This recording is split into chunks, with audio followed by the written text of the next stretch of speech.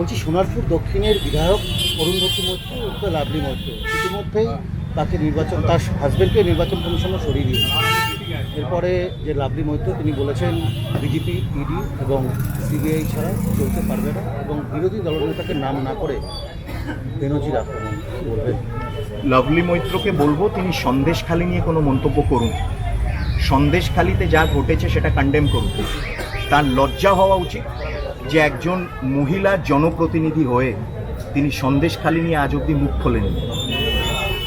এবং election commission যেটা করেছে সেটা ইলেকশন কমিশনের এখতিয়ারে, এবং ইলেকশন কমিশন কেন করেছেন সেটা সবাই জানেন। তার যদি অসুবিধা হয় ইলেকশন কমিশনকে চ্যালেঞ্জ করুক, লেটার গো টু কোর্ট।